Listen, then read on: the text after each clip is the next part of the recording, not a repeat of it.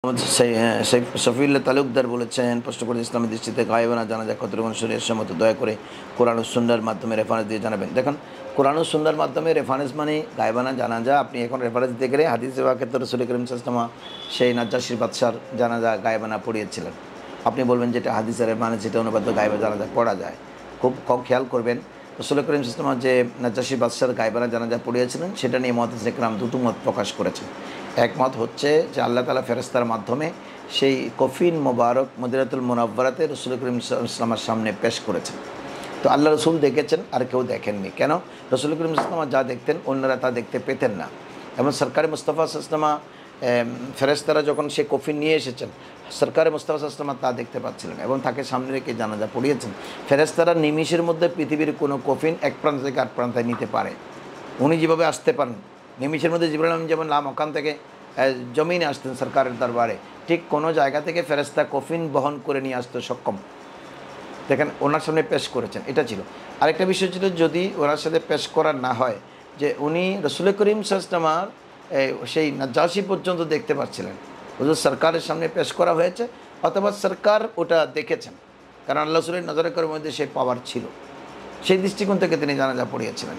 কিন্তু এটা রাসূলের জন্য খাস ছিল, পরবর্তী কারোর জন্য নয়। আল্লাহ রাসূল তো বলেননি যে আমি নাজ্জাশী বাদশার জানাজা পড়েছি, আজ থেকে আর কোনো জানাজা আমার কাছে হাজির করার দরকার নেই, আমি গায়েবানা জানাজা পড়ে দেবো। তাহলে মদিনার বিভিন্ন প্রান্ত থেকে কিন্তু জানাজাগুলো আর মদিনা শরীফ আনতে হতো না, মসজিদ নববী শরীফ আনতে হতো না, হুজুর এখানে বসে গায়েবানা জানাজা পড়িয়ে দিতেন। আল্লাহ রাসূল ওই একটি ঘটনা ছাড়া আর কোনো ঘটনা কিন্তু পুনরাবৃত্তি হয়নি।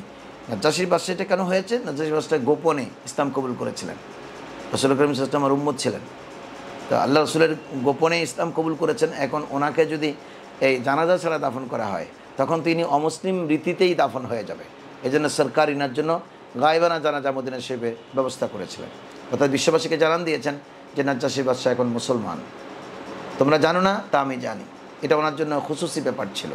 কিন্তু আপনি সেটাকে রেফারেন্স দিয়ে এখন গায়েবানা জানাজা চালু করতে পারেন না। এজন্য আমাদের হানফি মাযহাব মতে, এগুলো চারটি মাযহাব, অন্য কোনো মাযহাবে জায়েজ থাকতে পারে, অন্য বিষয়।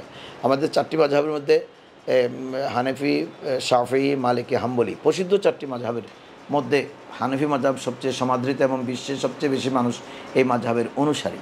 হুজুর ইমামে আজম আবু হানিফা রাহমাতুল্লাহির মাযহাব মতে গায়েবানা জানাজা জায়েজ নাই, তবে দোয়া আছে। দোয়া মানে কি? যে আপনি কারো জানাজা পাননি, আপনি হয়তো পথে আসতে দেরি হয়ে গেছে, জানাজা হয়ে গেছে, দাফন হয়ে গেছে, তো রাসূল করিম সাল্লাল্লাহু আলাইহি ওয়াসাল্লাম বলেছেন তুমি তখন গিয়ে কবরস্থানে দাঁড়িয়ে জিয়ারত করবা, ওনার কবরস্থানে ওনার জন্য দোয়া করবা। এটা তোমার জন্য জানাজার বিকল্প হয়ে যাবে। তুমি যে পড়ে এই জন্য ফরজে কিফায়া করেছেন জানাজাটা, কেউ পড়তে না পারলে উনি গুনেগার হবেন না।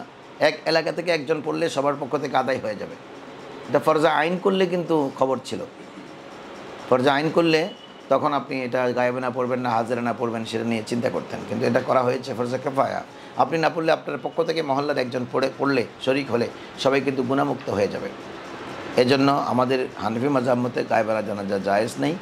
জানাজা একবারই হবে এবং সেটা উপস্থিত মুসল্লিনে কেরামের উপস্থিতি হবে, তারপরে তার জন্য ওদিন, এরপরে পুরো জীবন কিন্তু তার জন্য দোয়া হবে। আশা করি এই বিষয়টি আপনি বুঝেছেন। আপনাকে ধন্যবাদ।